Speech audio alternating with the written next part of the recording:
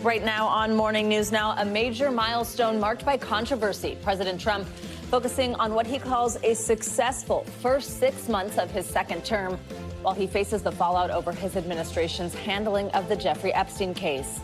Now, sources telling NBC News the president is growing frustrated with Attorney General Pam Bondi over the controversy.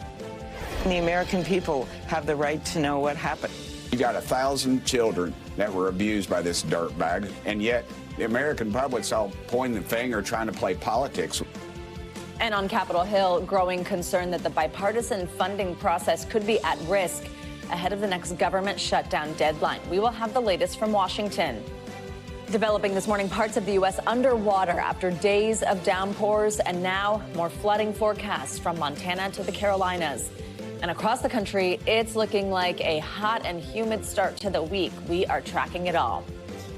Also killing the buzz this morning, health experts sounding the alarm on a new trend. Caffeine pouches billed as an alternative to coffee and energy drinks. Why doctors say the products could be putting your kids at risk. And you'll be all smiles after this story, how a case of mistaken email identity has given one dentist a new title for curious kids who've just lost a tooth. You might be able to guess what her email is. We're not going to tell you exactly what it is, so she's not flooded, but it's very sweet what she's doing. Yeah, we got to stick around and wait and see. Good morning, guys. I'm Emily Ikeda in for Joe Fryer. We're so happy you're here today, and I'm Savannah Sellers. We're going to get started with our show this morning at the White House. That's where President Trump is struggling to move past this firestorm surrounding his administration's handling of files related to the case of convicted sex offender Jeffrey Epstein. And this is all happening, as we just mentioned, as Mr. Trump hits the 6-month mark in office. So on Friday, the president called on the Justice Department to release all grand jury testimony related to Epstein. So then the DOJ filed a motion in federal court in New York calling on a judge to release those associated grand jury transcripts from any cases having to do with Epstein, and also to lift any pre-existing protective orders. So on the same day, the president also filed a lawsuit against the publisher of the Wall Street Journal, 2 of its reporters, and News Corp founder Rupert Murdoch. That's after the Journal reported that the president sent what they termed a bawdy 50th birthday letter to Epstein in 2003. NBC News has not independently verified the documents, and Trump has denied sending such a letter. The controversy comes as the president is touting his accomplishments as his term in office hits 6 months. We achieved more in 6 months than almost any administration could accomplish in 8 years, and we're going to have a lot of good 6 months left. We're going to have a 6 and another 6 and another 6, so we'll keep going, and we're going to really do something. We have NBC News legal affairs reporter Gary Grumbach joining us this morning on this. Gary, good morning. So let's start there with the lawsuit that Em just mentioned. So this is over this Wall Street Journal article. Tell us a little bit more about what the paper is reporting, what they said this letter was, the body nature of it, and then how the president's pushing back here.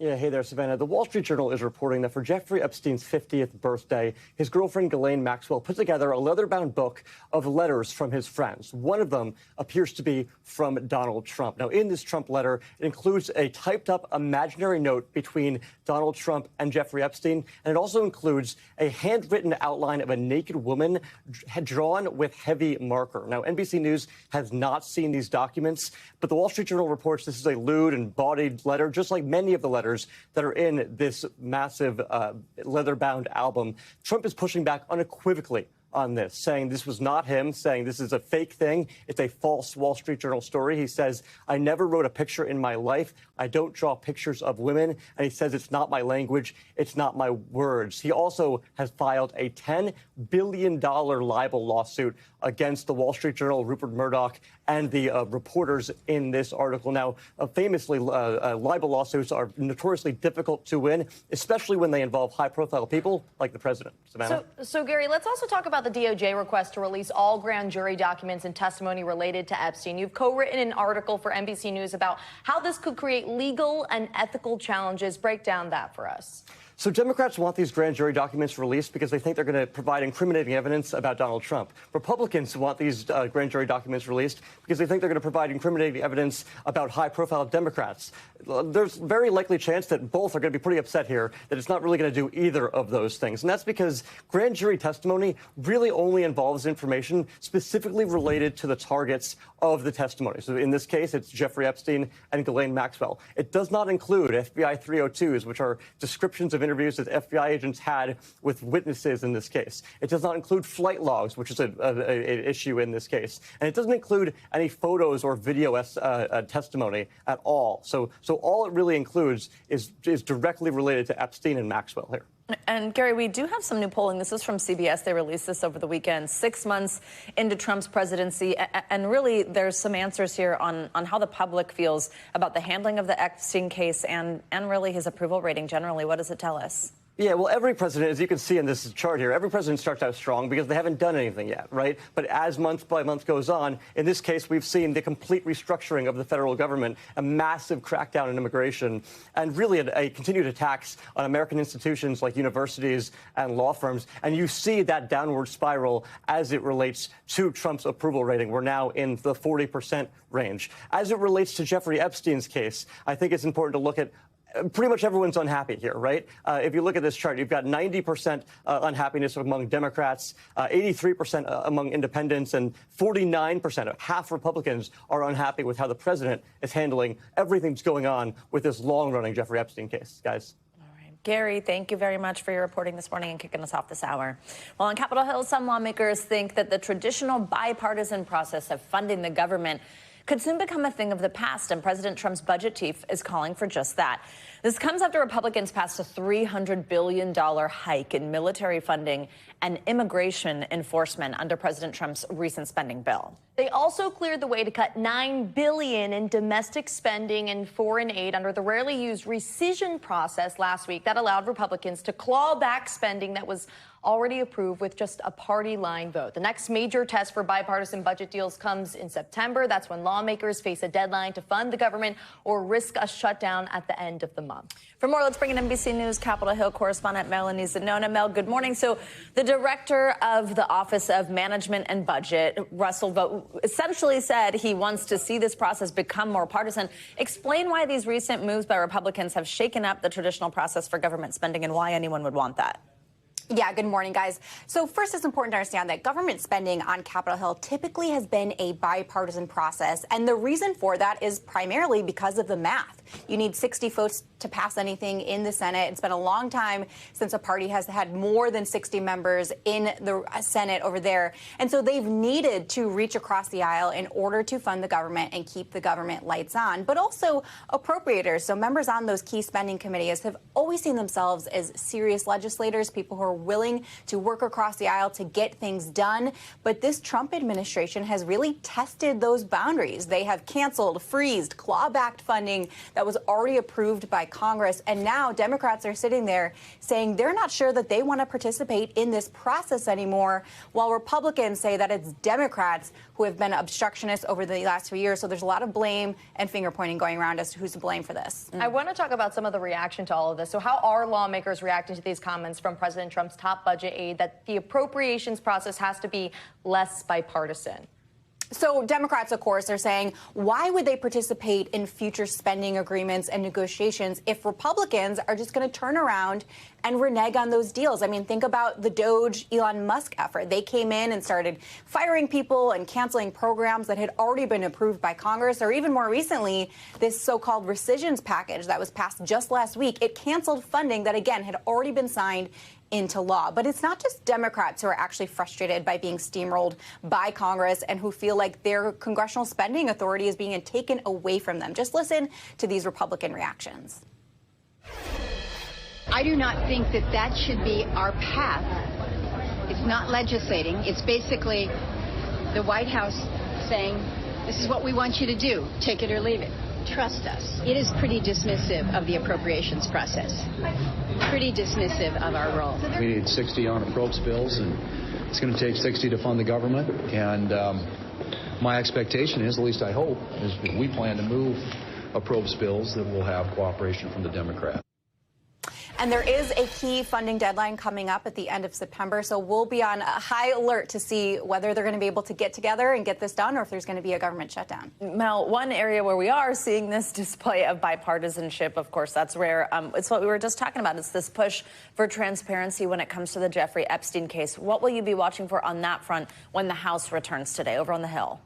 Yeah, so this is going to be a key week because it is the last week that the House is in session before this long August recess.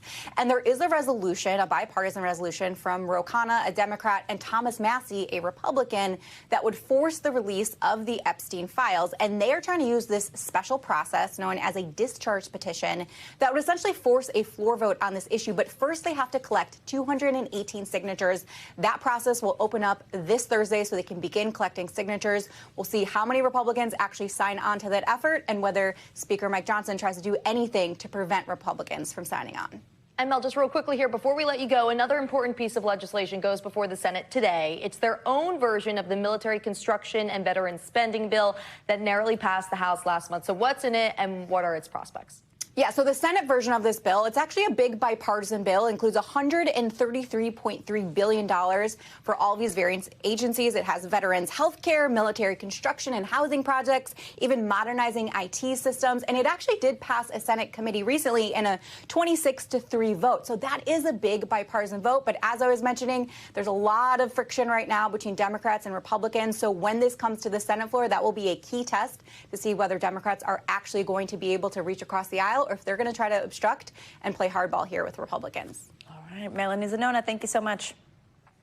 All right, from the plains to the southeast, millions of Americans are bracing for more intense heat this morning. Meanwhile, pockets of heavy rain could trigger flash flooding from Montana to the Carolinas. It follows a weekend of water rescues in the Washington, D.C. suburbs, part of a year that's breaking records for its number of flash flood warnings. NBC News correspondent Maya Eaglin has more. Torrential rain triggering dangerous flash floods across the country. Millions under flood alert from Missouri to West Virginia. Super soaker storms outside Washington prompting water rescues like this. Men in bathing suits wading in waist-deep water, pulling people out stranded in their car. It is just completely flooded. I've never seen it like this. In 20 years I've been living here, I've never seen it this bad. This man went to help his wife and daughter after they got stuck in floodwaters. It was seconds. And then it was it was just a little water, and then the water just rushed so quick that she didn't have a chance to react. Over in Nebraska, hail smashing this windshield. Some reports including hail the size of grapefruits. All of this as more than 64 million people are under heat alerts. This summer feels suffocating. Humidity making it feel like up to 110 degrees in parts of the South. What are some of the dangers when we have both heat and humidity? That humidity hits your skin and it really eliminates the sweat from getting evaporated, and therefore you don't get cooling temperatures inside your body. So humidity plus heat can actually be devastating. We don't always think about hydration, but it'll really catch up on you. So it's really important to just drink water, especially for these little ones. Finding the balance between summer fun and safety with even more severe weather on the way. Maya Eaglin, NBC News. Well, let's get a check at your morning news now weather for even more on what is ahead with those sky-high temperatures and then those severe storms across parts of the country this week. Meteorologist Michelle Grossman, hey there, has the latest. Good morning, Michelle. Hey there, guys. This is a fun little duo this morning. You missed the white memo. I know. I thought I would just dress like my maps. Just the hot pink and purple. All right, let's talk about that heat to match these colors here, because we're looking at 81 million people under heat alerts from the plains to the Gulf Coast, across the Tennessee Valley, portions of the Midwest into the Southeast and also the Carolinas. We have a heat advisory. That's where you see the orange. Also an extreme heat warning. That's where you see the pink. And these alerts are in place until Thursday. So it's not just today, tomorrow. It's several days of this heat in place, and that makes it really tough on the body. We're going to see heat indices near 115 in some spots. So air temperatures climbing into the 90s. You factor in the humidity. That's a huge important piece of the puzzle. We're going to feel much warmer than that. So take a look at some of these temperatures into the 90s, but notice these boxes right next to it. So Little Rock, you're going to feel like 107 today, feeling like 107 in New Orleans, also feeling like 105 in Houston, and that is into the Carolinas as well. We're going to feel like 109 in Charleston, South Carolina, Tampa, feeling like 105, even though the air temperature is 93. So you want to dress for the numbers on the right. You want to dress for the heat index because that's what your body responds to. As we go throughout tomorrow, we're going to see more of the same. Temperatures rising into the 90s. You factor in the humidity, it will feel like 110 in Memphis. It's going to feel like 101 in Atlanta, feeling like 102 in Tampa. And then as we go throughout the rest of the work week, still really warm. Temperatures in the triple digits in Little Rock on Wednesday, near the triple digits on Thursday, 98 degrees on Friday. Same story as we head down to portions of the southeast. So that's one major weather story today.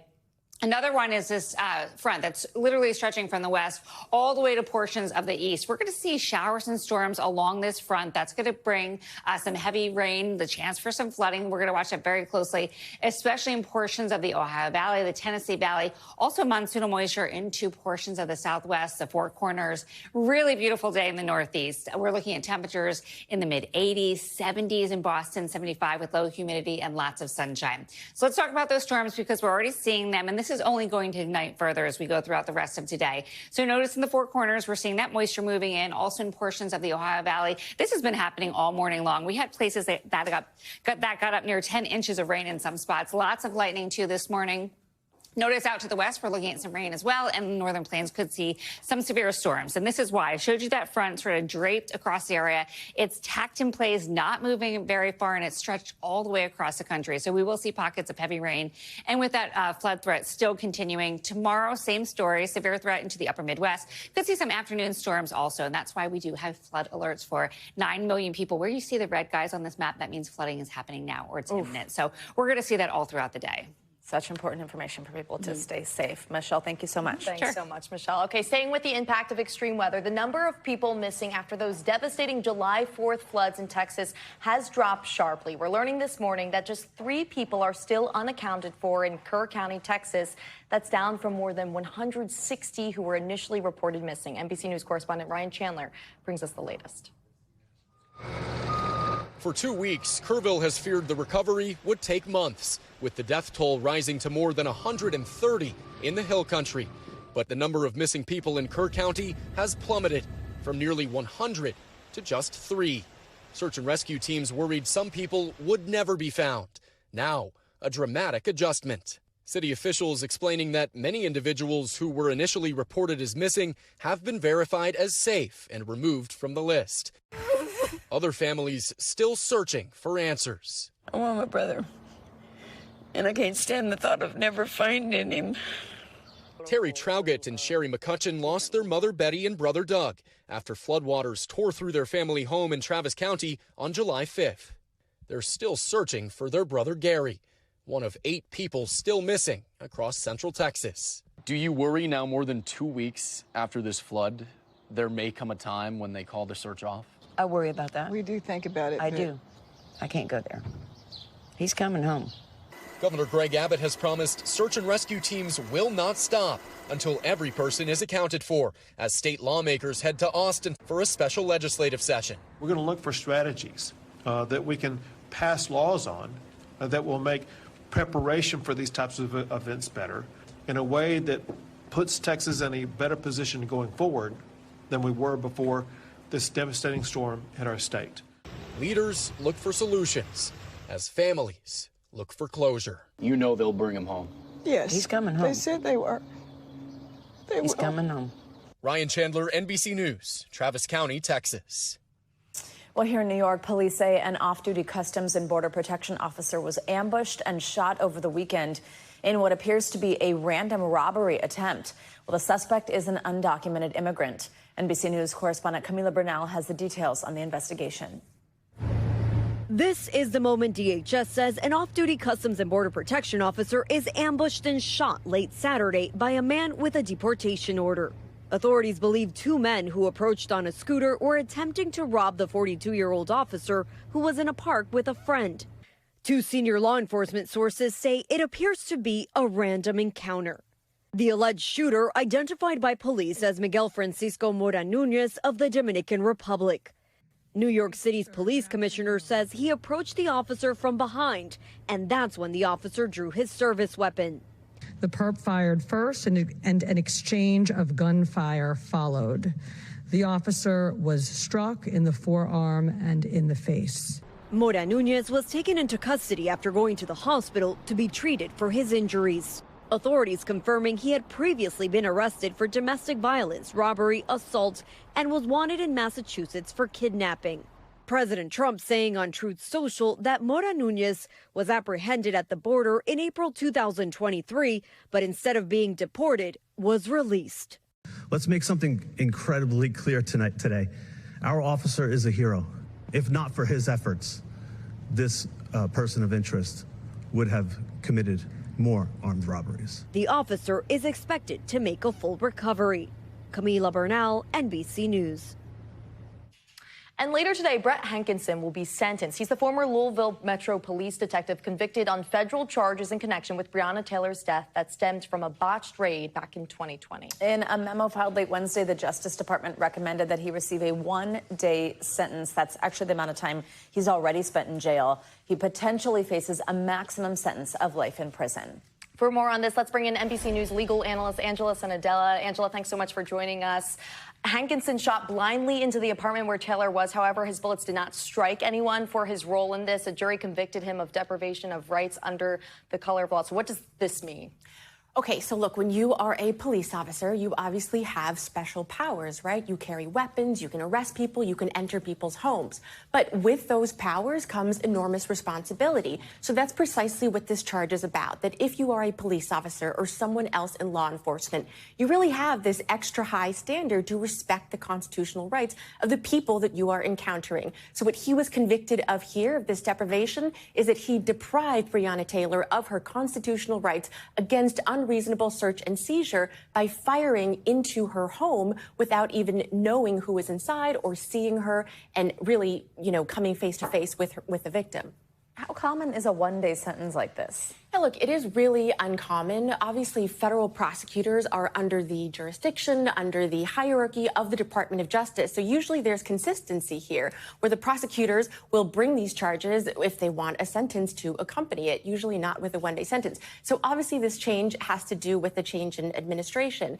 Also, though, because this is specifically about civil rights and about how police officers are behaving, usually there's an enormous deterrent effect with this, that prosecutors want to impose a sentence in order to deter future police officers from acting in a way that abuses people's constitutional rights. I think that we all remember the widespread sweeping protests that happened as a result of Breonna Taylor's death. So talk to me about the role of public opinion. Could it play any role in the judge's decision on this? So it always could, but it's not really supposed to. So the judge is really supposed to be very impartial in this and go only by legal factors in determining what the sentencing could be. So, for example, the criminal's past history or how severe of a constitutional violation this was. It probably will be relevant, the fact that there wasn't a direct shot of a victim here, but the fact that he was found guilty of violating constitutional rights should be relevant. Do you think a federal judge takes this recommendation from the Justice Department? Like, how often does that happen versus them doing their own thing? Right. So the federal judge has total discretion here, right, within sentencing guidelines and also within what is reasonable. So meaning what is consistent relative to other similar cases in the past. They can't really diverge based on their own opinions, whether or not they are political or personal or any form of opinion. So if the judge imposes a sentence shorter than the DOJ's suggestion, will Brett Hankinson have the ability to appeal? Yes. So he is shorter than the DOJ's. So the DOJ's recommendation here was just a day. So he would likely appeal if the sentencing was greater than what the DOJ recommended. And then most likely he will certainly appeal if he does get more sentencing time, even if he gets what the probation office is recommending, which is years. Angela, thanks so much. Thank you. Always great to have you. Much more to come here on Morning News Now. Later this hour, crypto concerns. The new bill just signed into law that's raising questions about the future of cryptocurrency in America. Up first, though, after the break, horror in the sky. A commercial flight narrowly avoids a collision with a military bomber. What we're hearing from the pilot and passengers, that's next. Stay with us. We are back with news that may impact your summer travel plans if you're headed to the airport today. Get this, an IT outage forced Alaska Airlines into a system-wide 3-hour ground stop overnight, and the ripple effect most likely is going to be felt today. Operations were halted, started around 11 p.m. Eastern time. The airline has not specified the nature of the outage that also impacted Horizon Air flights. In a statement early this morning, the airline says that there will most likely be residual impacts to flights as they reposition aircraft and crews. And there were some tense moments in the sky when a Delta flight narrowly avoided a collision with a military plane. One traveler recorded the pilot telling passengers about the close call with what he described as a B-52 bomber coming right at them. NBC News correspondent Maggie Vespa spoke with someone on board the regional flight who says it went completely sideways when it happened.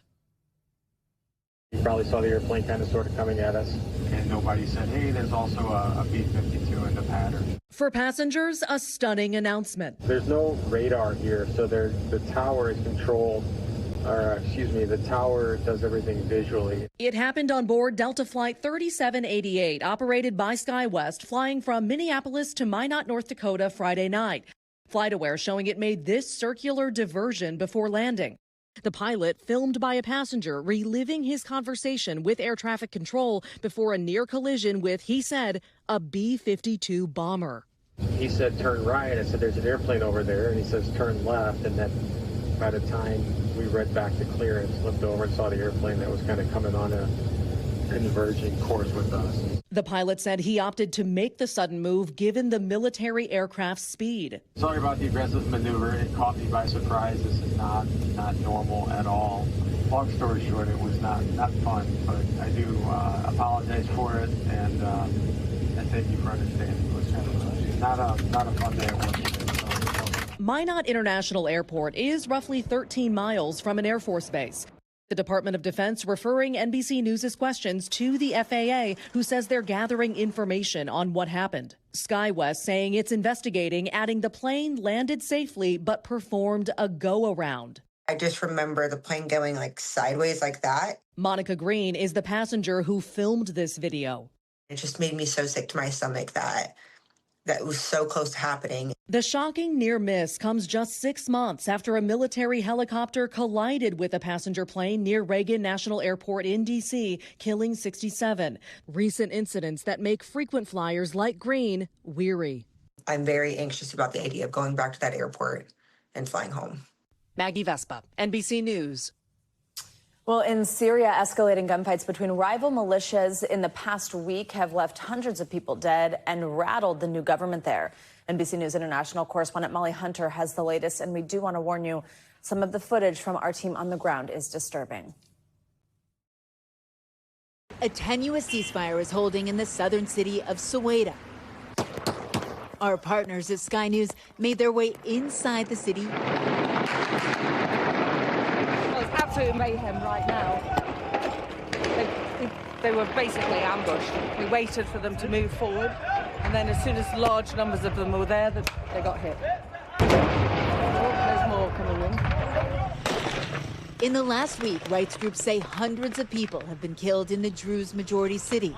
It's the biggest challenge yet to the new Islamist-led government in Damascus that toppled Bashar al-Assad in December. Clashes broke out between Sunni Muslim Bedouin clans and the Druze population, a religious minority sect. Suddenly, after a lot of quiet for a long period, there's an awful lot of firing. On Wednesday, government forces entered the city to restore order, instead clashing with Druze militia. Then the Israeli military launched a wave of airstrikes on government targets, they say to protect the Druze. The U.S. then brokered a ceasefire between Syria and Israel. But inside Suwaida, rights groups have accused government forces of committing abuses, including summary executions of Druze civilians. U.S. Secretary of State Rubio issued a warning to Damascus. They must hold accountable and bring to justice anyone guilty of atrocities, including those in their own ranks. After years of civil war, Suwaida is a stark reminder of the old regime and a sign of the fragility of the new government. Molly Hunter, NBC News, London. Well, coming up, they are in demand and they're dangerous. Doctors are sounding the alarm about a new product seen all over social media. What you need to know about caffeine pouches, next on Morning News Now.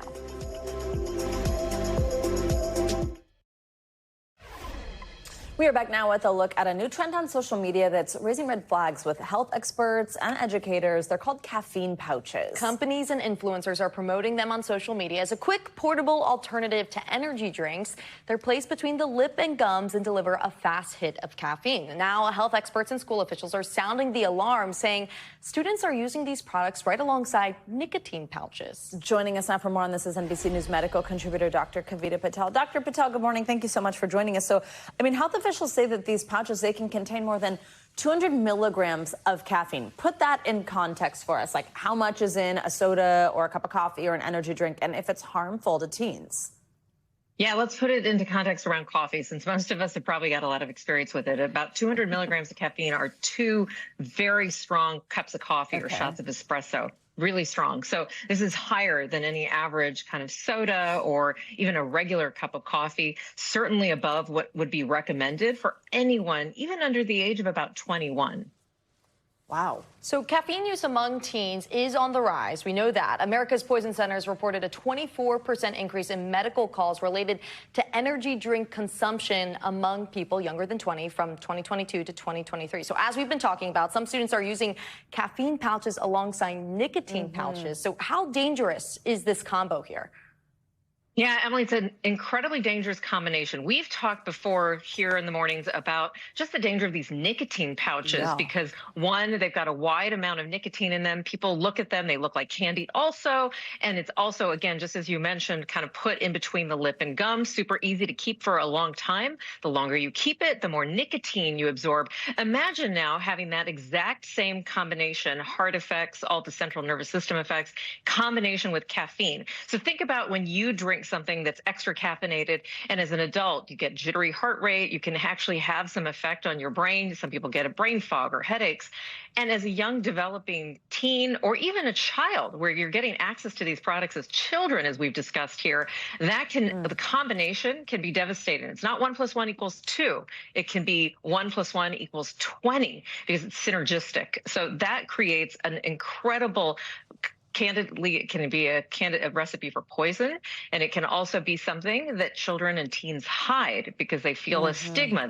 They know that it's wrong, so they're hiding it from you, and that can cause even more alarm when you don't know what your kids are doing. I think part of what's so crazy about it to me, right, is like, did you drink coffee in high school? No. Like, that's like you're not like caffeinating yourself. You know what I mean? You're a kid. Your parents are just making you get up and go to school. It's not like this should be filling the void of something that, a child is consuming anyway. So if you're a parent, what would you recommend on these caffeine products? Would this just be a no-go for teens?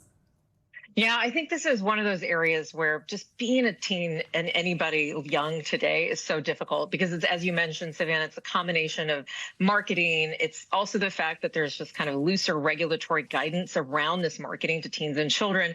So if you're a parent, I advise the following. Just number one, be honest about it so that you don't have judgment, no shame, because that's going to be an environment where at least your teens are able to talk to you. And then I know that it's sometimes just hard. I can barely get a word in with my 10-year-old, much less a teen. So I think you have to also just look for patterns. Look for patterns around changes in friends. Look for patterns around grades, performance, a decline, a change. If you have monitored their social, look for a change in their social behavior online, and then try to find the root cause. And then don't discount the conversation with their doctor, because many of us in the health professional side have seen so many different patterns that we can often help families kind of cope with this, recognize it, and then ultimately find a path out. I think the worst thing that parents can do is kind of react in fear and anxiety and then try to shut things down abruptly. It might put a Band-Aid on it, but it doesn't kind of help the underlying problem. And then the elephant in the room that's different from when a lot of us were children really is social media, as you point out. It's just brilliant marketing that literally changes the way teens' brains process these ads and information. So you have to kind of combat that using the same type of techniques to appeal to the very thing that's causing them to be addicted to it. No kidding. A good reminder for parents to say, hey, just because you're seeing it on social media doesn't mean it's something that you or your friends should be doing. Doctor, great to see you. Thank you so much. Thank you.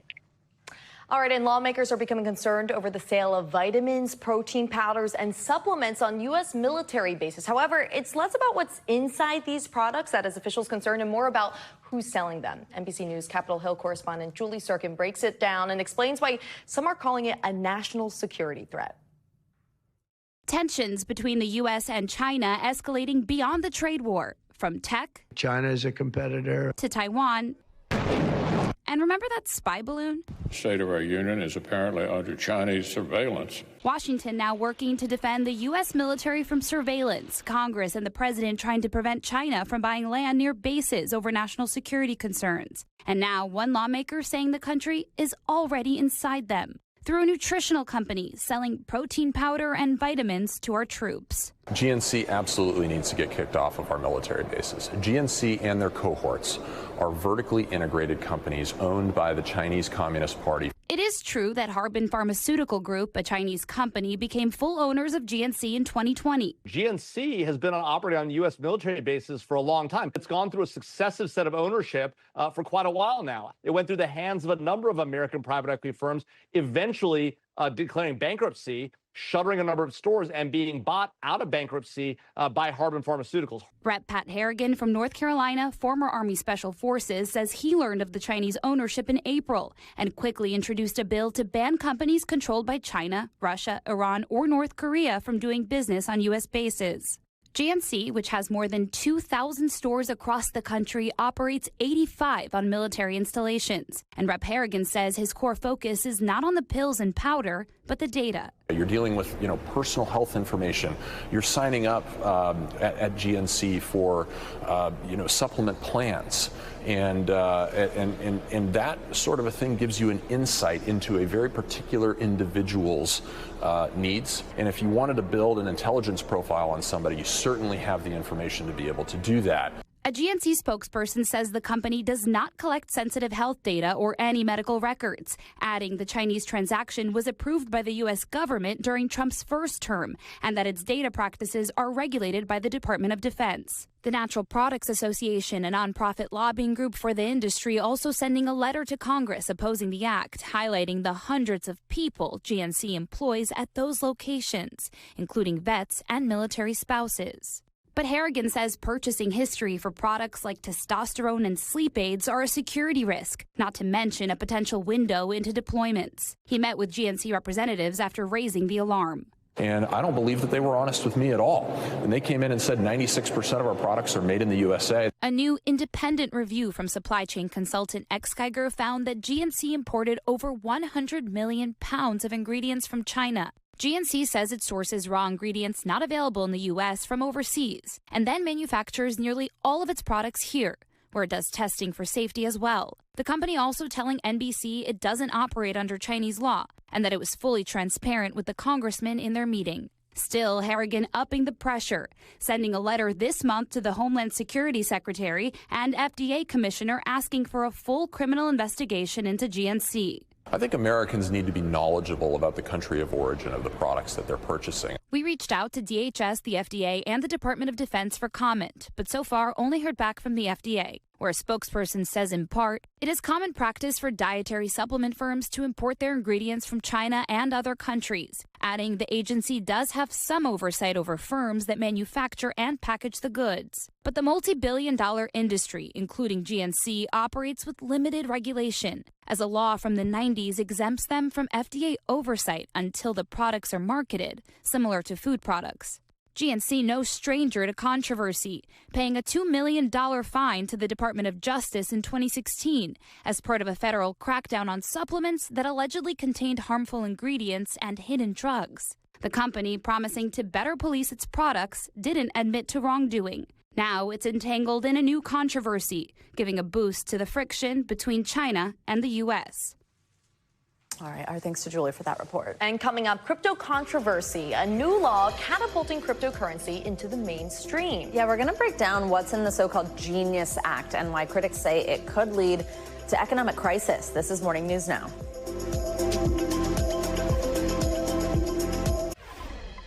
And welcome back. The passage of new legislation in Congress and the enthusiastic backing of the Trump administration is sending some of the most popular cryptocurrencies to all-time highs. Yeah, one of them, it's called the Genius Act. It was officially signed into law on Friday, and then two others are expected to be signed into law soon. While the effects of the bills are not immediate, just the fact that they've passed has sent shockwaves through the markets, and it's raising new questions. Let's bring in Caleb Silver, editor-in-chief of Investopedia, for more on this. Good morning to you, Caleb. Let's start with how the market is responding. Bitcoin is now on paper the best performing asset in the world this year. So what kind of role is the crypto legislation playing in all of this?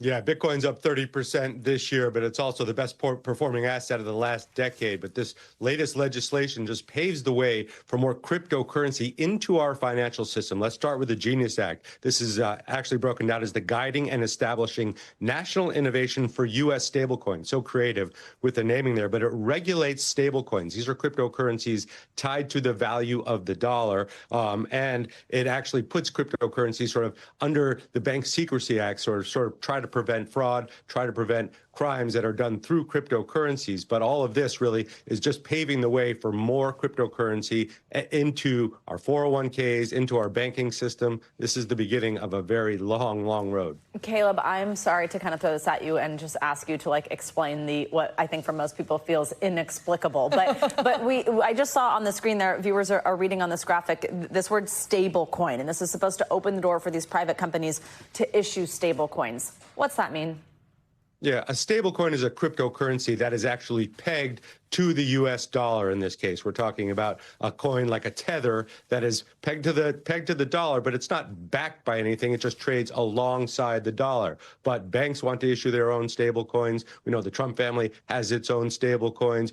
This law, the Genius Act, actually paves the way for individuals or private banks to issue their own stablecoins as a form of alternative currency. Again, not backed by the dollar, not backed by gold. We could have a Savannah stablecoin if you wanted to issue one. The problem is it's not FDIC regulated. If you lose your money in the bank, it's protected up to $250,000. If you lose money in a stablecoin, there is no protection, and that's just one of the criticisms of them. So another phrase that's been thrown around, the Genius Act. We know it's raising questions about President Trump and his family's interest in the stablecoin space. With their World Liberty stablecoin, the Trump family has made approximately $500 million from World Liberty since the platform launched last year. So is this considered a conflict of interest? Break this down for us. Yeah, well, it is a conflict of interest if you think that the government now has regulations that protect and back these stable coins. The coin you're referring to is a coin that is issued by World Liberty Financial. That's a company controlled by the Trump family, Trump's sons, in fact, and it's part of a $2 billion investment in a crypto broker called Binance based out of Abu Dhabi. And if they're benefiting from it and they're profiting from it, you can easily see the conflicts of interest. But there are many when you look at the world of cryptocurrency, especially what's happened over the last 6 to 7 months with other meme coins. Caleb, before we go, I want to ask about these two other bills we mentioned. So one signed into law, but these other ones coming. The Clarity Act, that aims to make it clear how tokens are classified and who regulates them. And then we've got the anti-CBDC bill. That bans the creation or use of central bank digital currencies. There's that acronym. What kind of impact would these have on the crypto industry? Do you see that this provides more protection for investors or anything like that? Well, let's start with the second one, the Anti-CBDC Surveillance State Act. That bans the Federal Reserve from issuing its own cryptocurrency, a Fed coin, so to speak, in lieu of or an alternative to dollars or monetary policy that the Federal Reserve sets. So Republicans wanted this to protect the Fed from saying, well, we don't have to worry about the value of the dollar or inflation. We'll just issue this stable coin. That's actually good. The other one, the Clarity Act, that puts digital currencies under the regulatory scrutiny and the approval of the SEC, the Securities and Exchange Commission, which usually regulates stocks and bonds, and the CFTC, the Commodity Futures Trading Commission. If you remember the Biden administration, they wanted nothing to do with cryptocurrencies. Now, with the Clarity Act, if it passes and signed by the president, it will be under the scrutiny and under the regulatory approval of these two key agencies that kind of are the sheriffs of Wall Street. Caleb, you're the best. Breaking down the alphabet soup for us. Thank you. Now let's get to what's making financial headlines this morning. What else, I guess? Microsoft is warning users about active cyber attacks on some of its servers. CNBC's Silvana Hanal joins us now. Good morning, Silvana. Hey, Emily. Hey, Savannah. Good morning to you. Yes, so Microsoft issuing an alert to businesses and governments about active cyber attacks on server software to share documents. The company says the issue only applies to SharePoint servers used within organizations and not SharePoint Online and Microsoft 365. That's in the cloud. And Microsoft is recommending customers immediately download a security update. Separately, Microsoft has shut down its Movies and TV app, which was accessible on Xbox and Windows PCs through the Microsoft Store.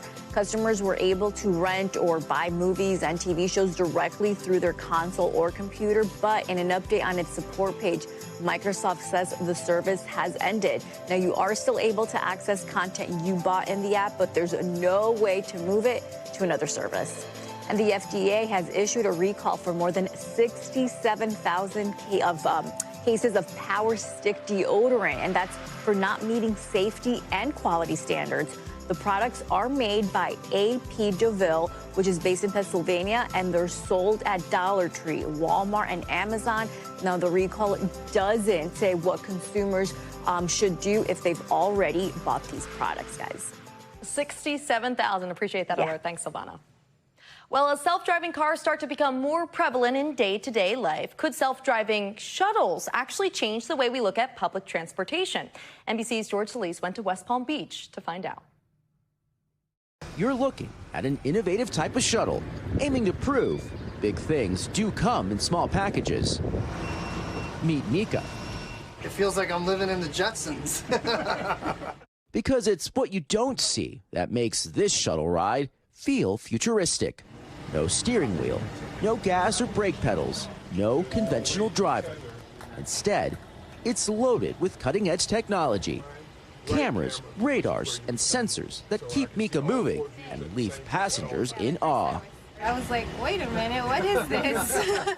Since April, this 8-seat shuttle has been tested on a roughly mile-long loop in busy downtown West Palm Beach. The people behind it say ridership is in the hundreds per week. In your opinion, is this the future of public transportation? Yes, we believe that we are be a part of the future of public transportation. Shall we go? At tech company Guided, this arcade-style setup inside their offices isn't a game. Make it simple, but let the autonomy work. And in case something happens, that we can intervene. At the ready is remote control operator and engineer Andy Alvarez, who's trained to jump in case of an emergency. If I really do need to take over, I can just click the takeover remote, take the remote control, and then after that, just maneuver the vehicle. The shuttle also has a person on board who can take control and maneuver the vehicle, a condition the company says was set up by the National Highway Traffic Safety Administration to allow Mika to drive on the city's public roads. Why should people trust autonomous shuttles? Because why should people trust flying? Technology in this vehicle reacts faster than a human being. It sees more, it senses more, and of course all the reactions are way much faster than a human can do it. Mika offering free rides into the future today. George Solis, NBC News, West Palm Beach, Florida. All right, and coming up, a case of mistaken identity turns into a true calling to keep kids smiling. I get a chance to be a small part of their life, and it's just sending off good vibes into the world. Up next, meet the dentist whose email address has become a hotline for the Tooth Fairy. It's a story that'll make you smile. Next on Morning News Now. And finally this hour, we've got a cute one for you. But if you have a child who's still at the age where they're losing teeth, you might want to cover their ears. One dentist is going way above and beyond her day job, all to bring a little magic to children searching for the Tooth Fairy. A gap-tooth grin and a surprise under the pillow. A visit from the Tooth Fairy means you're growing up. Gave them to the Tooth Fairy. That's awesome. But with growing up comes skepticism. Is the Tooth Fairy just mom and dad? Enter Dr. Purva Merchant, a pediatric dentist in Seattle by day and Tooth Fairy by night, or rather by email. So the Tooth Fairy is kind of like your alter ego. Is that right? Yes. It sort of happened by accident. It all started with a kitschy email account designed to keep dental school applications organized almost 20 years ago. The address obvious enough that panicked parents wrote in, hoping for a magical answer from an inbox that may not exist. Like this, Caden thinks it is me giving him money for exchanging the tooth. I wrote back, Dear Caden, I've received an email about your lost baby tooth. I'll stop by with a special surprise for your tooth. Just one of more than 6,100 wishes answered. I get a chance to be a small part of their life, and it's just sending off good vibes into the world. Little Caroline wrote, "I'm so sorry, I swallowed my tooth. And I love you." One youngster asked, "Can I borrow my tooth back only for one day? I want to show it to my friends. Please." And some are running investigations. If I see you in person, I will believe you. If I don't, that means you are not real. And the tooth fairy never forgets her sign-off. Don't forget to brush and floss. Happy growing up. Love, the tooth fairy. I mean, so adorable. So sweet, so adorable. I love it. And I told her, I'm sorry, but I think that your inbox is going to be Yeah, flooded. can I send an email People now, are too? just going to start guessing what it could be. But she's such a sweetheart. She says she does it all just to make the kids happy. I love that. Thanks for bringing that to us. That does it for this hour of Morning News Now. Stay with us, though. The news continues right now.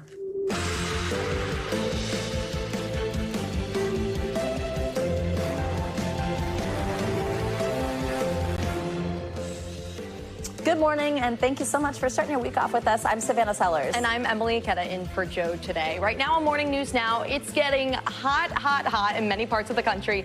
Tens of millions of Americans starting the work week off with a sweat, facing heat alerts as folks here in the Northeast dry off from yet another round of torrential rain overnight. Our Michelle Grossman has your full Monday forecast, and when we could see temperatures cool off. Also this morning, President Trump marking 6 months of his second term with a multi-billion-dollar lawsuit against the Wall Street Journal, all over an article printed last week about the commander-in-chief's relationship with Jeffrey Epstein. Now the paper's high-profile publisher is firing back amid calls from the White House to release grand jury testimony on the late convicted sex offender. More on that in just a moment. Plus, another mid-air scare, this time in the skies over North Dakota. A SkyWest passenger jet pulling a last-minute move to avoid colliding with a B-52 bomber. The pilot's harrowing account of how it all went down and what the Air Force is saying about this latest close call. And later in the hour, the fabled art of clipping coupons is getting a modern makeover. How you can save a little extra green on your favorite products. No scissors required. Fabled. Yeah, the classic. I'm looking forward to that. By the way, this was unplanned. Yeah, unplanned. We're just on the same And you wavelength. can't even see same pants, the whole thing. Yeah. It was meant to be. I love Thanks it. for Meant being to be. here, Em. Thanks for having me. I love it. We begin this hour with a look at the scorching summer heat that's setting in for millions of Americans across the country, from the plains to the southeast. Yeah, then meanwhile, in the Northeast, cleanup efforts are underway this morning after heavy rain soaked the D.C. suburbs over the weekend. Some people even had to be rescued from cars that were swept away by the floodwaters. NBC News correspondent Adrian Broaddus joins us with the latest from Springfield, Illinois. So much going on here. Adrian, good morning. Hey there, guys. Good morning. There is a lot going on, and across the country, the heat and the humidity, it's brutal, even here in Springfield. But it's not just the temperature. Millions are dealing with severe storms and dangerous conditions. A summer heat wave baking parts of the country is showing no signs of letting up. It's a little hot and oppressive. Tens of millions now under heat alerts and warnings expected to last several days. Families trying to find relief, stopping by their local splash pads. From sizzling sidewalks to scorching parking lots, authorities are reminding everyone the heat can be dangerous, even deadly, especially for children and pets left in cars. Always remember to check the back seat. Meanwhile, overnight, more heavy rain and strong wind gusts hammering the Northeast. As dangerous hail, some the size of baseballs, and torrential rains pummeled parts of the country, putting millions at risk for dangerous flash floods. In 20 years I've been living here, I've never seen it this bad. One motorist in Maryland had to be rescued after he says rising floodwaters trapped him in his car. I tried to get out, I tried to rev the engine, car wasn't moving. A group of Good Samaritans in bathing suits wading through waist-high water, pulling this woman out of her car window to safety. It comes as cleanup efforts in the community of Kerrville, Texas, push forward following deadly flash flooding earlier this month. Amid the destruction, a sign of hope. The number of people reported missing dropping from a peak of more than 160 to 3. City officials crediting, quote, countless hours of coordinated search and rescue operations, adding, quote, many individuals who were initially reported as missing have been verified as safe. And this morning, flood watches are in effect here in Springfield and across the Midwest. But authorities are urging people not to take any chances. They have this reminder: turn around, don't drown, because even a few inches of water can wash a car away, guys. Such an important reminder. Adrienne, thank you so much. Our severe weather track continues with meteorologist Michelle Grossman. Yeah, she's in studio with us. She's got your morning news now weather. Hey, Michelle, good morning. Good morning, guys. Yeah, we're looking at severe weather today. Tomorrow, we're on repeat once again. We're looking at the chance for flooding. We're looking at that dangerous heat indices near 115. This is what today looks like. Notice that front. It's a long one, stretching from the west coast all the way to the east coast. And along this front, we're going to see the chance for showers and storms. Again, so much humidity in the atmosphere, so any storm can unleash a lot of rain. We've seen that already this morning. We're also looking at monsoonal moisture into the Four Corners, intense heat, dangerous heat in parts of the plains to the Gulf Coast states, the Tennessee Valley, the Southeast, the Carolinas.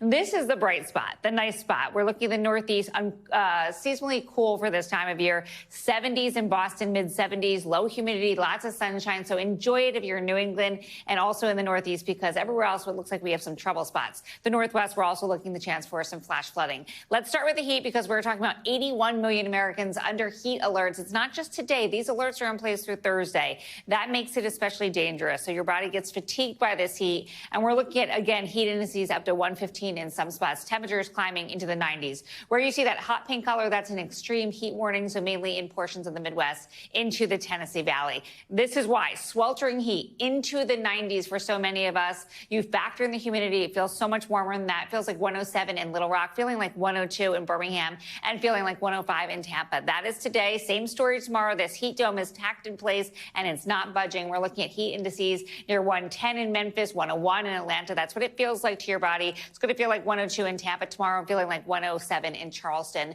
South Carolina. And then notice we're not going to see relief as we head through the later part of the week into Wednesday, Thursday, Friday. We're looking at temperatures in the triple digits on Wednesday in Little Rock, near the triple digits on Thursday and Friday, and we're really warm too in Raleigh-Durham. Temperatures in the low to mid 90s for the rest of the work week.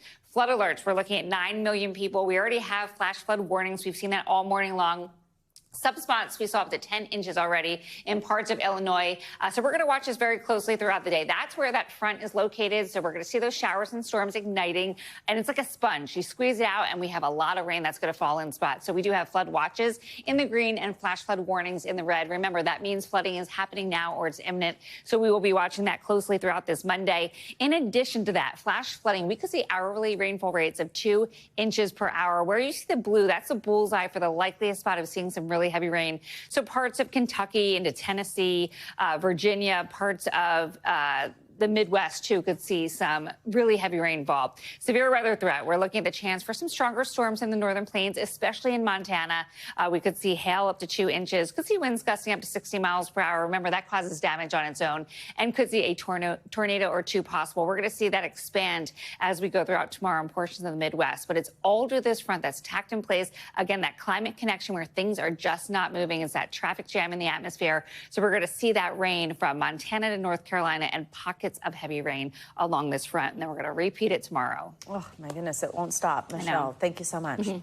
Well, President Trump is touting his accomplishments as his term in office hits the 6-month mark. But that milestone, it's sort of being overshadowed by this ongoing firestorm surrounding his administration's handling of the Jeffrey Epstein case. NBC News senior White House correspondent Garrett Haig joins us now with more on this. Hey, Garrett, good morning. Hey, Savannah, good morning. And yeah, it's the story the White House just can't shake. This controversy over the administration's handling of the so-called Epstein files given new oxygen by 2 recent court filings.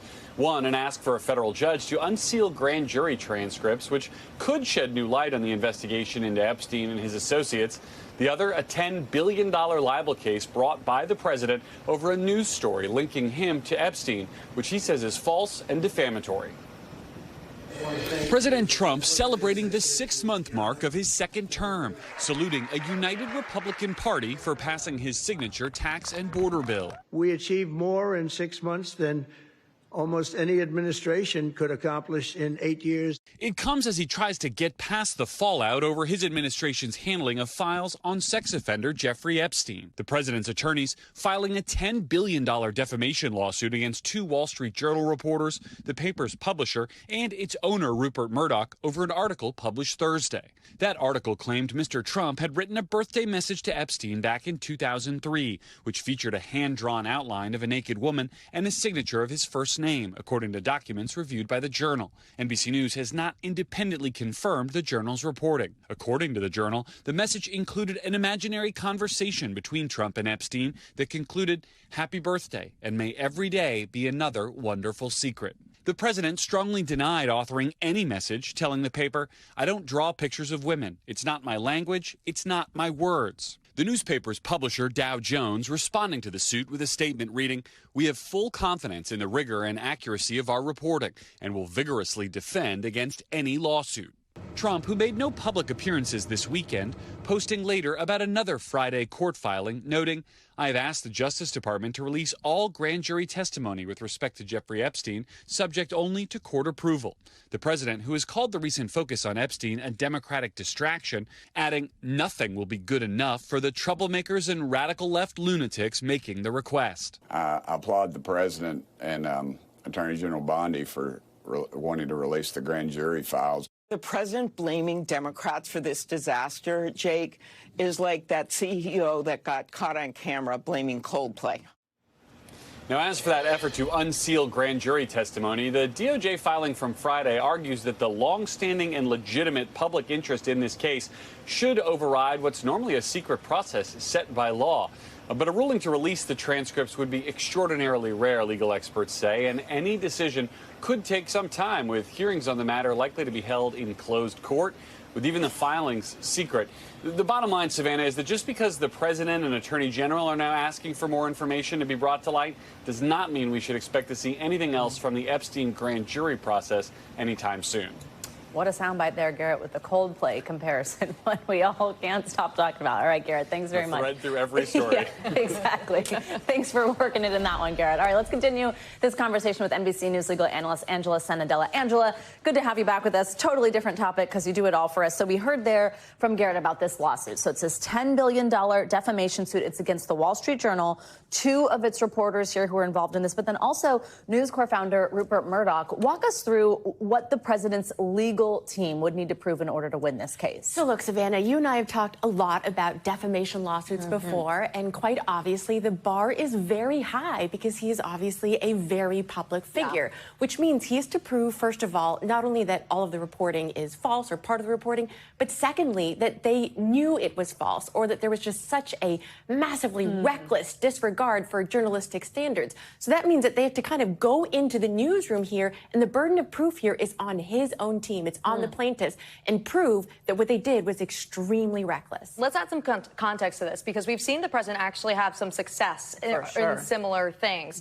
ABC, CBS's parent company, both paying out legal challenges. How did those compare to this? So I would like to note here that when a defendant settles a lawsuit, it doesn't always correlate to, oh, their legal position was so weak relative to plaintiffs bringing the lawsuit. So those decisions to settle weren't necessarily because they would have lost legally in a court of law.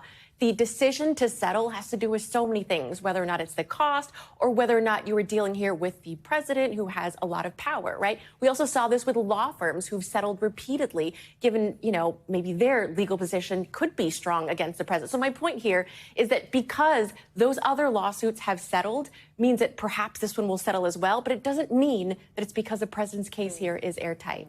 Let's also talk, Angela, about the fact that there's this motion to get the testimony from grand juries unsealed. To get this out there, the president sort of taking a step towards releasing more information after having said that he would not. What kind of legal challenge does a request like that post. It's coming from the president himself. Does that mean we're going to see this? No, not at all. And I think Garrett really outlined it well here. It is extraordinarily difficult to get these unsealed because grand jury proceedings are secret for a reason, right? You have victims, especially in a sensitive case like this, having to be willing to testify when they don't even know if the suspect is going to be charged, right? So there are very limited exceptions when a court will release these transcripts or release these recordings, and public interest is not one of those exceptions. And so I don't believe that any of the exceptions that he has presented will meet the court's approval. But let's say the court does agree, it would be through a very redacted process and then only would release very limited amounts. Yeah, so maybe not what so many people are hoping for. Exactly. All right. So appreciate you wearing the many hats for us today. Yeah. Thanks, Angela. Thanks so much. Turning now to a midair scare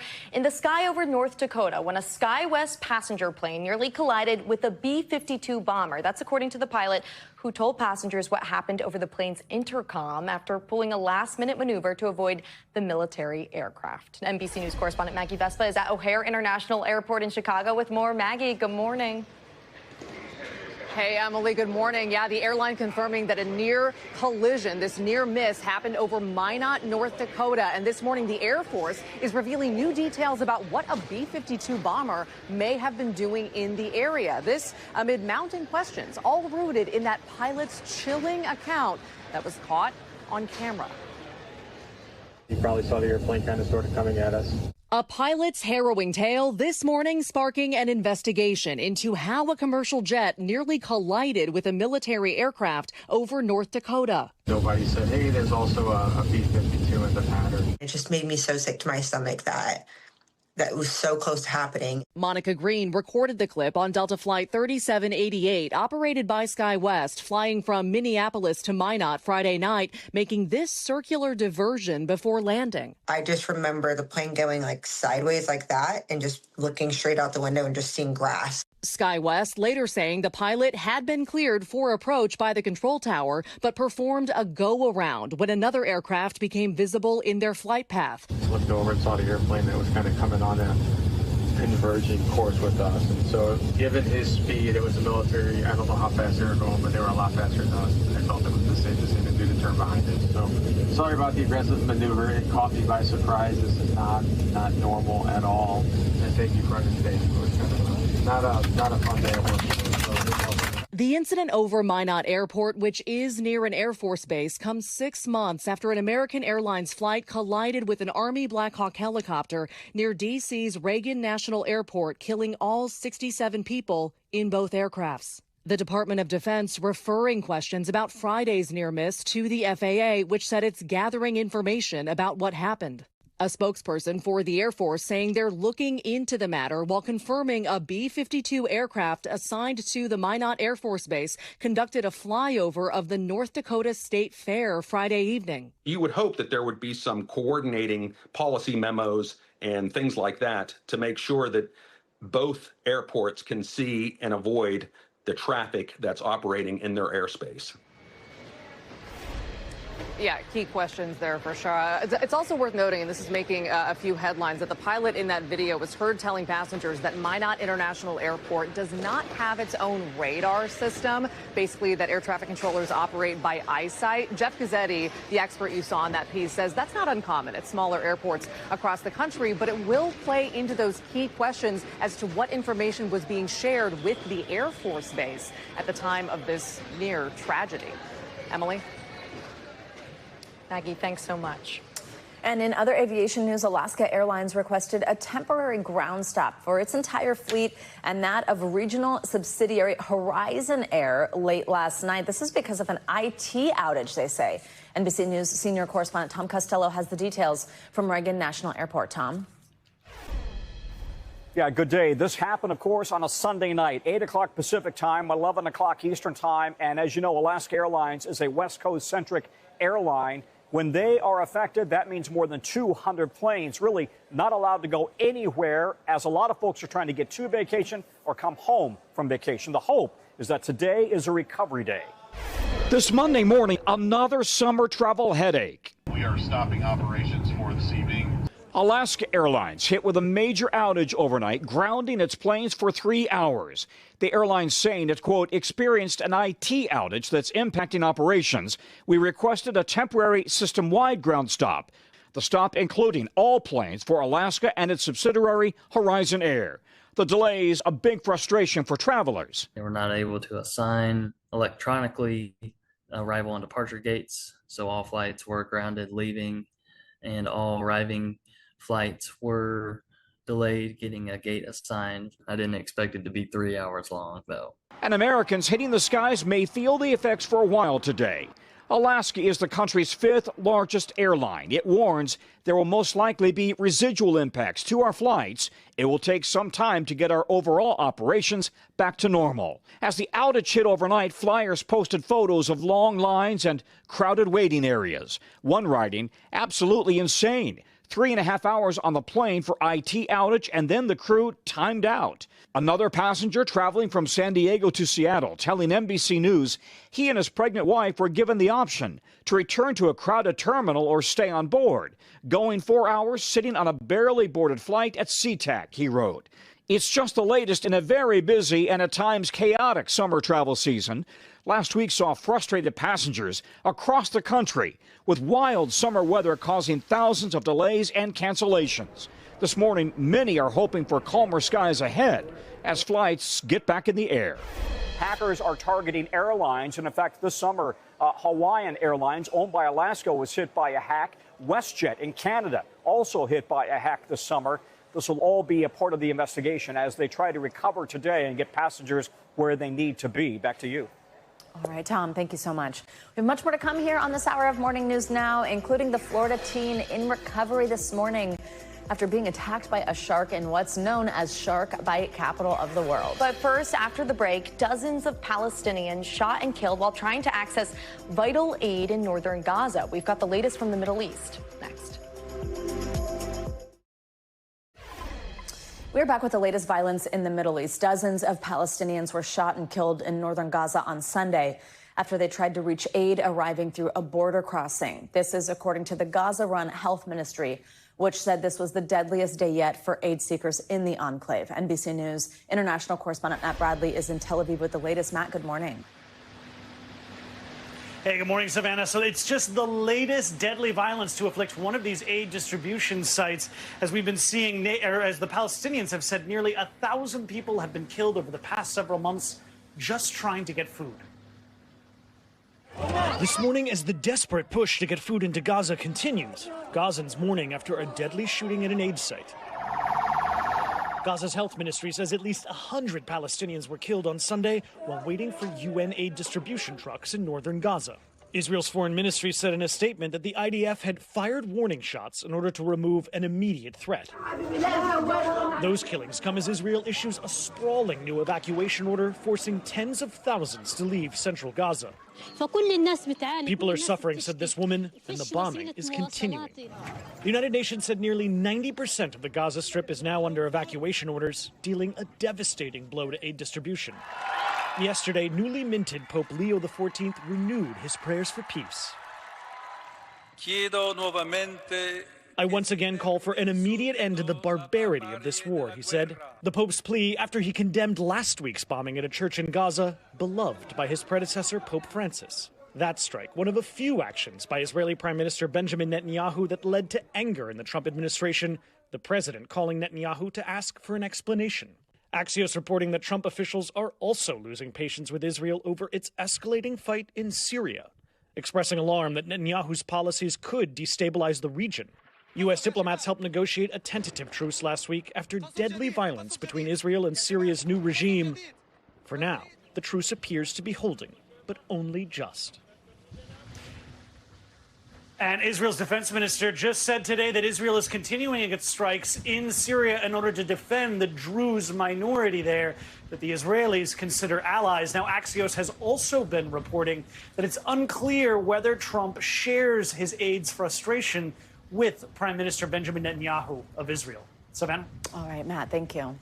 Another attempt at peace appears on the horizon in the Ukraine war as both sides work to appease the Trump administration. Yeah, a Kremlin spokesperson said yesterday that Russia is open to peace talks with Ukraine, but that achieving its goals in the war remains a top priority. And this comes after Ukrainian President Volodymyr Zelensky offered to hold another round of talks this week. In his evening address to Ukraine on Saturday, Zelensky said, quote, everything should be done to achieve a ceasefire. Now, President Trump, who's taken a tougher stance on Russia in recent weeks, has threatened harsher sanctions on the country if a peace deal is not reached soon. NBC News international correspondent Raph Sanchez joins us now from London with more on this. Raph, thanks for joining us. We know that Russia and Ukraine have held peace talks in the past, but no major breakthroughs. What could be different about this time around? Hey, guys, good morning. Yeah, so expectations not high for this latest round of peace talks if they do actually go ahead. What we've seen the last couple of times, the two sides gathering in a neutral third country, usually Istanbul in Turkey. They get around the table, and then, as you say, Emily, there is no breakthrough on ending the war, that central demand of the Trump administration. What we have seen from these talks is they do seem to make progress on some smaller issues. For example, prisoner swaps, each side releasing prisoners of war. President Zelensky is saying that he hopes in this latest round they can reach an agreement to send more of those captured soldiers home. What is potentially different this time is what you mentioned. President Trump has set this 50-day deadline for Russia to reach an agreement to end the war, or he says he will impose crushing new sanctions. Now, it really isn't clear at this point whether this is impacting the Kremlin's thinking. We've seen President Trump delay sanction deadlines again and again, but it could add a sort of extra impetus, extra momentum to these talks. Guys. Raph, now, despite Russia's apparent willingness to return to the negotiating table, or at least what we're hearing right now, Russian forces are continuing to attack Ukraine, including overnight. 2 people were killed, several others injured, right in the capital city in Kyiv. What more can you tell us about the latest on the ground? Yeah, guys, this is a nightly reality in Ukraine right now. You have the skies filled with often hundreds of Russian drones accompanied by ballistic missiles. And the goal on the Russian side seems to be just to overwhelm Ukraine's air defenses, to make it impossible for them to stop everything that's coming in. Ukrainian officials are saying that these strikes overnight hit a kindergarten, hit a supermarket, hit a warehouse. They're saying that these are civilian targets, not military targets. At least 1 person killed. And this is why the Ukrainians are saying they so desperately need those American-made Patriot missiles, air defenses, to try to protect their skies from this incoming Russian fire. Raph, on the topic of weaponry, the UK and Germany are holding a meeting today to discuss President Trump's plans for NATO allies to provide Ukraine with weapons. So where are we at with that process?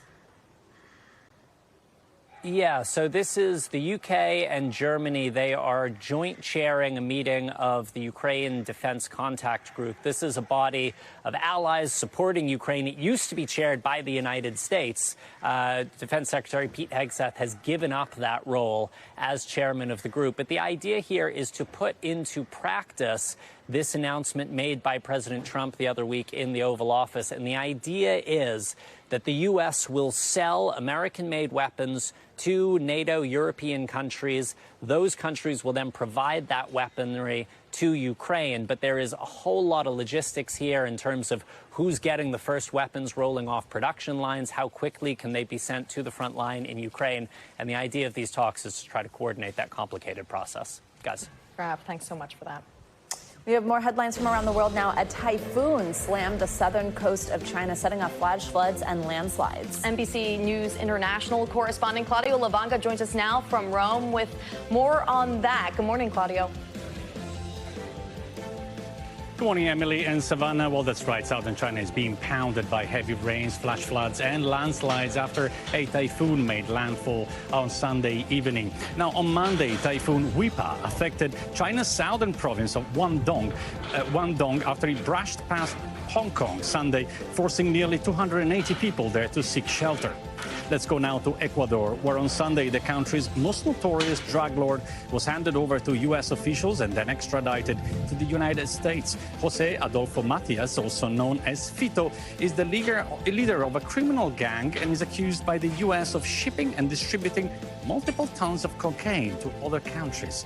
And let's end this tour of the world near here in Castel Gandolfo, near Rome, where Pope Leo XIV marked his 56th anniversary of the moon landing with a visit to the Vatican Astronomical Observatory and a call to Buzz Aldrin.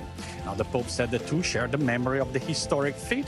And, well, I guess, Emily and Savannah, that Buzz Aldrin must have been over the moon about the call with the Pope.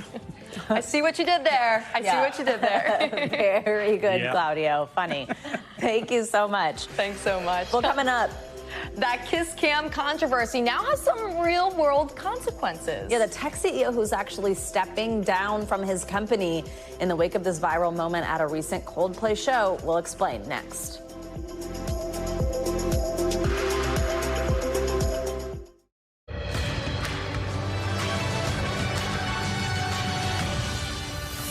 We're back now with a closer look at what's making news in the world of politics this morning, starting with President Trump taking to social media to call on two sports franchises to revert back to old team names. NBC News Capitol Hill correspondent Melanie Zanona joins us now from Washington with the details. Hey, Mel, good morning.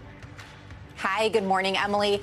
The Washington Commanders are becoming the latest political football for President Trump. In a pair of Truth Social posts over the weekend, Trump called on the NFL team to immediately change their name back to the original name, the Washington Redskins. The team rebranded in 2020 amid pressure from Native American groups, ad sponsors, and local lawmakers who said the name was offensive. Trump even threatened to block the Commanders' plans to move their stadium to Washington, D.C. if they don't listen to his demands. He also called on the MLB's Cleveland Guardians to revert back to the Cleveland Indians, writing, "Make Indians Great Again." Layoffs hit the Environmental Protection Agency. The EPA announced it is eliminating its research and development arm and also reducing agency staff by thousands of employees, a 23% reduction in force since January. The Office of Research and Development has long provided the scientific foundation for EPA's mission to protect the environment and human health. The administration says it will shift its scientific expertise and research to program offices that focus on major issues like air and water. And finally, lawmakers may want to put their summer plans on hold. Trump is pressuring the Senate to cancel its August recess in order to get more of his nominees confirmed. Democrats have been forcing time-consuming procedural delays on the floor, though the Senate is still confirming Trump's nominees at a higher pace than his first term. While no final decision has been made, there had been some talk of scrapping at least some of the long break in order to advance more of Trump's priorities. But many Republicans are itching to get home so they can start selling Trump's big mega bill. And that's what's making news in politics, Emily. We'll be watching. Thanks so much for bringing it all down. Thanks, Mel. Now, the latest fallout from that infamous moment at a recent Coldplay concert outside of Boston that went viral, to say the least. This is the moment when two people unexpectedly ducked out of view after being shown on the arena's big screen. The man in the video has now resigned from his position as CEO of a tech company. NBC News correspondent Stephanie Gost joins us now with the latest developments. Steph, so much to follow here. It certainly is, Emily. Good morning to you. The Kiss Cam turned Spy Cam launched an online sensation with no signs of letting up. Coldplay is still talking about it. Social media is still consumed by it. And the company of that CEO took swift action. Coldplay's Chris Martin getting in on the joke. We'd like to say hello to some of you in the crowd. Martin warning the crowd at a concert this weekend that they should prepare for the spotlight. We're going to use our cameras and put some of you on the big screen.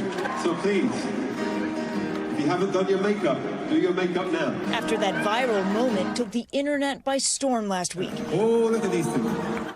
When Martin highlighted a couple at Coldplay's Boston concert, the man quickly ducking away. Either they're having an affair or they're just very shy. Internet sleuths dug up the pair's identity, and the tech firm Astronomer confirming to the AP that their CEO Andy Byron and Chief People Officer Kristen Cabot were the people on screen. Now Astronomer says it launched an investigation and accepted Byron's resignation. The company writing in a statement, "Our leaders are expected to set the standard in both conduct and accountability, and recently that standard was not met." Calling the moment viral would be an understatement. It made headlines across the world and became a pop culture phenomenon over the weekend. Imagine being called out by Chris Martin during a concert in front of thousands of people. The original video racking up over 120 million views. I've watched that video over and over and over again, inspiring a flood of reactions and memes, users reenacting different ways one could have responded to the unfortunate timing. Oh, she joking! Baseball fans had fun with their own version of the Coldplay cam, even getting some mascots in on the joke. Either they're having an affair or they're just very shy. The awkward scene creating a cultural firestorm, showing no signs of cooling down. NBC News has not been able to confirm the relationship status of the two people in the video and have not heard back from either party. Beyond all the social media posts, people are actually selling merch as well. One shirt for sale reads Coldplay Gate. The band's next show is tomorrow night in Nashville. So, Emily, we will be watching. I wonder if there will be any empty seats in the stands. I feel like the better question is, who is not talking about this right now? Like, literally, this is just everywhere. Right. It has completely overtaken the internet. You know, it is, to be fair, real fodder for what happens online generally. Yeah, for you sure. knew it was going to be huge. For sure, for sure. Thanks so much, Steph, for bringing us the latest on that viral moment. Coming up, you don't have to clip page after page of coupons to save a little green anymore. After the break, we'll cash in on the rise of digital coupons, helping you cut costs in the internet age. That's next on Morning News Now. Welcome back. A Florida teen is recovering this morning after being attacked by a shark, and it happened in an area dubbed the shark bite capital of the world. This latest incident comes as we're seeing an increase in sightings of the predators in coastal areas. NBC News correspondent Jesse Kirsch joins us now from Miami with all the details. Hey there, Jesse. Hey, Em, good morning. So this is yet another reminder of why this area is known as the shark bite capital of the world. And this teen surf instructor says he was in the water with a young girl when this happened. He was ripped from his surfboard, he says, and he tells us that this was less than an inch away from potentially being far worse. This morning, beachgoers on alert after yet another shark attack. It was in the blink of an eye. 18-year-old Sam Hollis says he was leading a surf lesson Friday off Florida's New Smyrna Beach when a shark suddenly bit down on his left foot. It just kind of felt like something clamping down really hard, and then it kind of felt hot because the teeth, obviously started to, dig into my skin. The encounter leaving behind deep tissue injuries. One bite wound, he says, just a centimeter away from his Achilles. I didn't see it beforehand. I didn't hear it or anything. It just kind of, yanked me. Luckily, he was able to swim to safety and medical help. While frightening, the incident is no surprise to shark experts who say New Smyrna Beach near Orlando is considered the shark bite capital of the world. For the past probably 20 years or so, New Smyrna Beach has more bites than any other location on the planet. Scientists say the beach's natural surf break and ample supply of bait fish make it the perfect feeding ground for hungry sharks. There's a shark in the pond. The latest scare coming amid a wave of new shark sightings nationwide, from this tiger shark in a Hawaiian harbor to this rare group of great whites swimming off the coast of Maine. You're gonna need a bigger boat. Much of the shark buzz being fueled by the iconic movie Jaws, celebrating its 50th anniversary this year. And now that it's officially Shark Week, there's even more shark-infested content making a big splash. But despite the increased attention, researchers say we're on track for an average shark sighting year, and the U.S. may actually end up seeing slightly fewer shark bites than expected.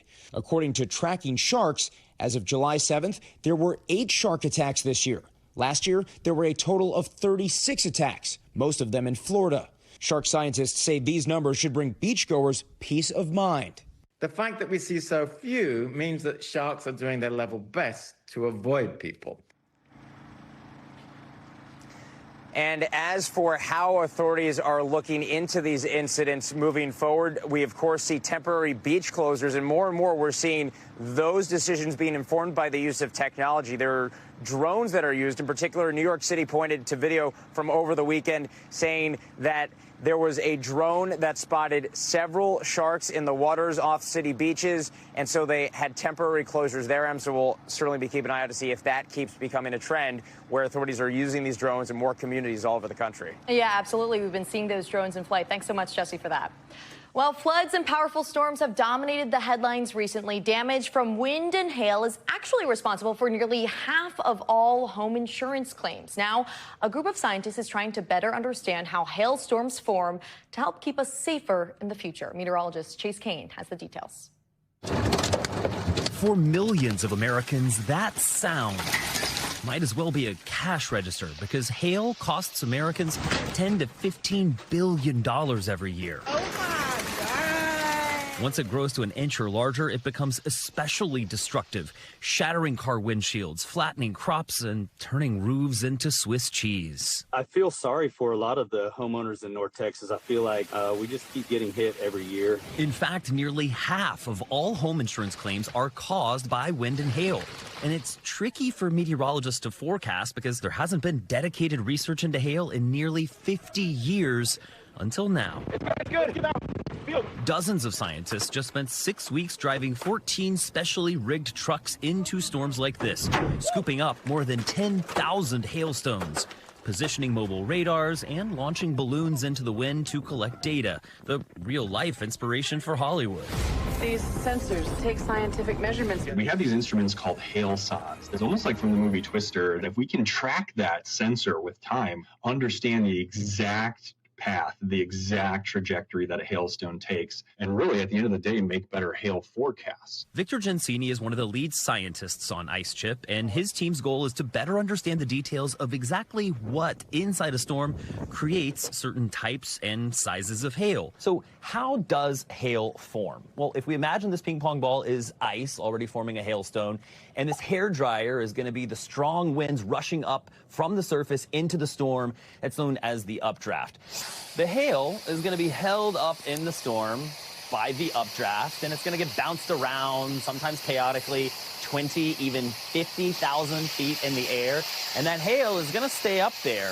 It's going to keep getting bigger and bigger until the updraft just can't support the hail anymore, and then it falls to the surface. So if we are getting golf ball or baseball or even soccer ball size hail here at the surface, just imagine how strong those winds were up in the cloud. And that part has Gensini and other scientists concerned because their latest research shows that climate change will make updrafts even stronger, which could make the biggest, most destructive hail up to 75% larger, an especially concerning statistic for farmers fearing for their fields. It could be the end of the crop, or we've seen flattened to the ground, both sides. These two farmers were on their way to check their crops after hail the night before. Wow. The exact reason the IceChip team picked this part of eastern Montana.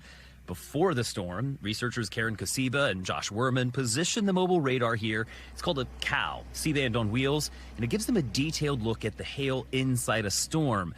And equipment like that in places like this, let this person go through, definitely gets attention. No, we were out here for the hail last night. I'm terrified because a couple miles that way is where a tornado touched down. I was like, oh my gosh, we're gonna die. So everybody's really concerned about the weather, and being out in a lot of these areas that we're studying these hailstorms, there's a lot of agriculture that's going on. There are crops, machinery, getting stuff into shelter. So there's a lot of economic ties to the weather. And the ability to pay for research like this in the future is in doubt. The National Science Foundation funded this field work last fall, just before President Biden left office. Now the Trump administration is slashing NSF funding by more than half. The White House telling NBC News in part that NOAA is committed to providing gold standard research and data for the American people.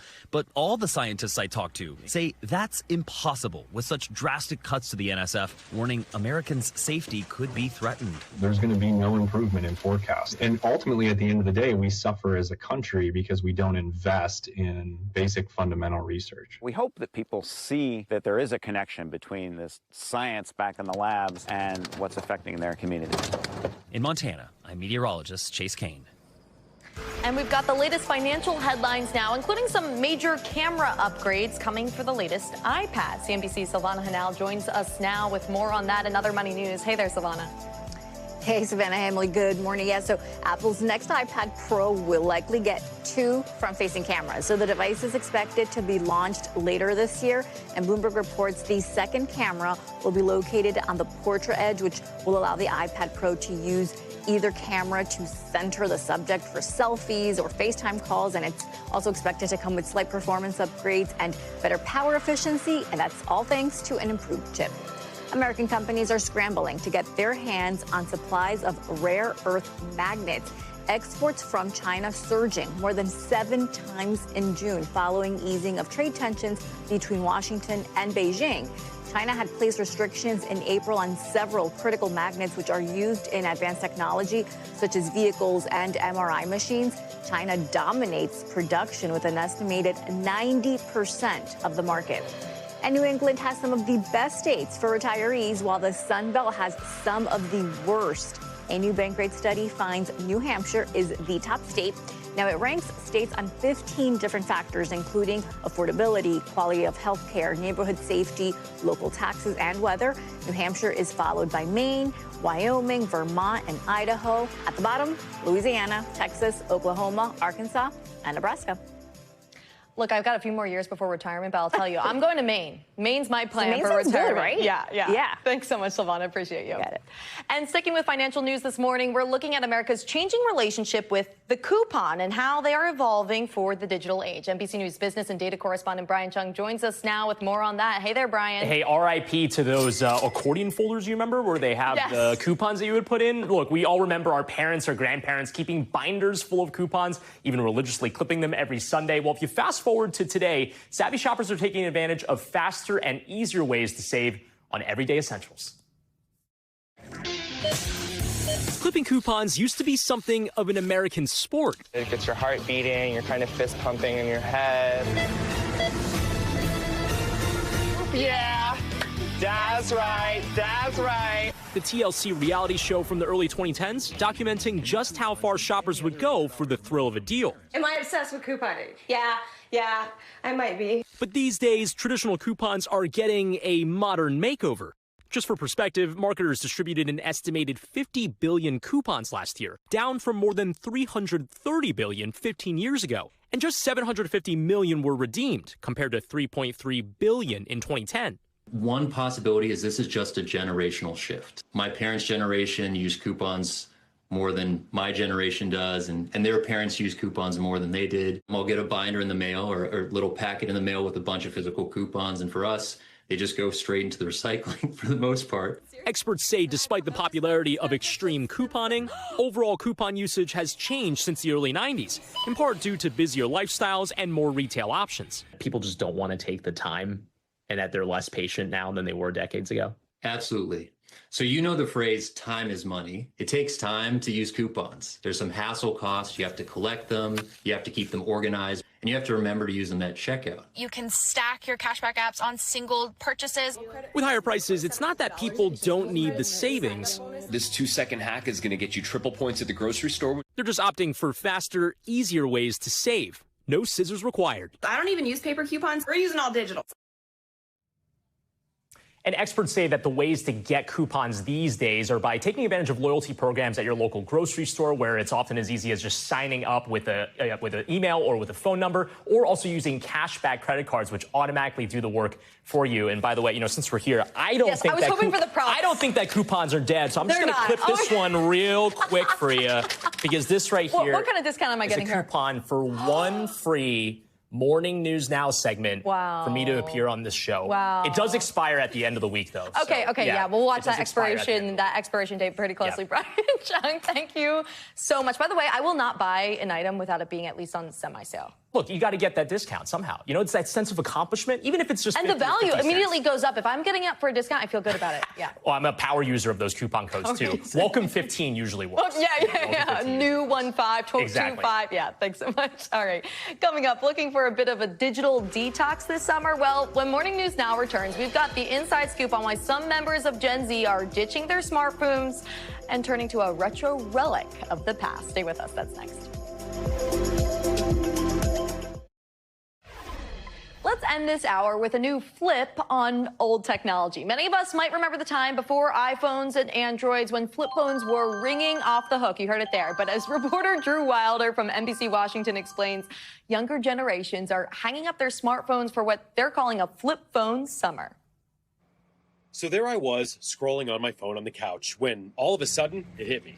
I think I spend too much time on my phone. So I asked my phone, what are some ways people are spending less time on their phones? Oh. That's when I found them. And I'm just going to buy a flip phone and sell my iPhone. Gen Z calls it flip phone summer. So this is my way of taking back my attention span and deciding what role technology plays in my life. The idea is to have a phone in your pocket that isn't constantly I recently met a Gen Zer named Lauren in Alexandria. Hi, NBC. When I saw her phone, I asked the obvious question, why? She answered, flip phone summer. Flip phone summer is a test of human will. She put her iPhone away in a drawer and bought a new flip phone for about $100. What does this do? So the great thing about this phone is it can do almost anything that a smartphone can do. I guess theoretically, if I wanted to download TikTok on it, I probably could. Would it work very well? It wouldn't work. It makes calls and sends texts and some safety apps, even a couple of old school games. Excellent. And wouldn't you know it, Lauren says she's feeling pretty good. You know, I've been listening to nature a lot. I've been connecting, I've been thinking my thoughts, and that is a good thing because I didn't have time to do that when I had social media. What Lauren's feeling is actually backed by science. The benefits are huge. Dr. Christina Lee says any form of digital detox has proven health benefits. Research has shown that can help with improving your sleep, that can improve your mood, that can reduce your anxiety. I think by the end of this, I'm going to come out a different person with a different relationship with my phone. A relic that's helping connect people to the present. Bye. Drew Wilder, News 4. That does it for this hour of Morning News Now. The news continues right now.